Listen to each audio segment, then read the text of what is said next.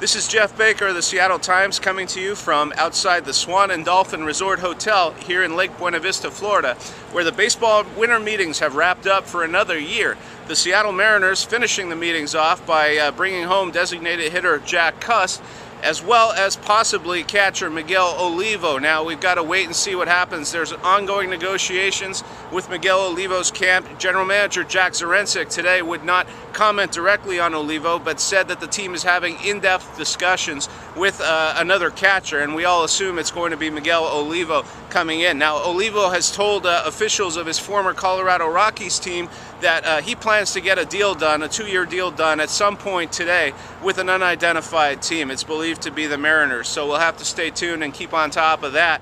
But the meeting's ending today with the Rule 5 draft. The Mariners selecting Class A relief pitcher Jose Flores out of the Cleveland Indians organization. Lots of things going on at the Rule 5 draft today. It's obviously a little unusual for a Class A pitcher to get taken in the Rule 5 draft. Don't forget, teams have to keep these kind of pitchers on, these kind of players on their roster for the entire season, or else send them back to their original team. So Flores is going to have to make that jump. Let's hear what General Manager Zduriencik had to say about that. It's an upside guy who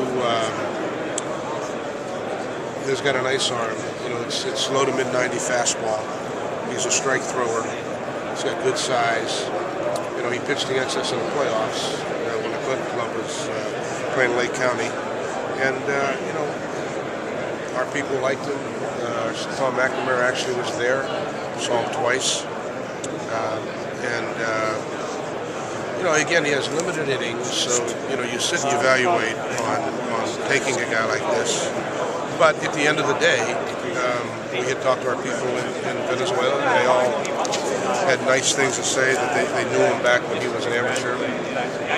You know, again, you say, hey, let's look at the list that's available and see a guy that's young with a good arm, throw strikes, he's got an upside, and we'll see what happens. You know, he's got to come to spring training and prove himself, but it's a good arm. He's aggressive and he throws strikes. So, you know, those are the things that everything we heard about it from the people who know him were positive. So there you have it. As you know, as I mentioned, Flores is going to have to stick with the team all year long, if or else he'll be sent back to the Indians. It doesn't cost all that much. We should let you know it's only about $25,000 if you take a prospect and then give him back. It's $50,000 to make the initial pick, and then you get $25,000 refunded if you send him back to his original team. Zduriencik said that Flores has a 95-mile-an-hour fastball, knows how to throw strikes, so he's a guy they're going to take a look at. But this looks like a bit of a high upside, low-risk gamble by the team. It's pretty unlikely that Flores is going to stick, but you never know. Depending on how many relief pitchers the Mariners wind up trading this offseason, there could be a spot for him on the team. That's it for now. Wrapping it up at the winter meetings. As we said, the Mariners signing Jack Cust to a 1-year, $2.5 million contract. It'll be officially announced at some point Friday afternoon.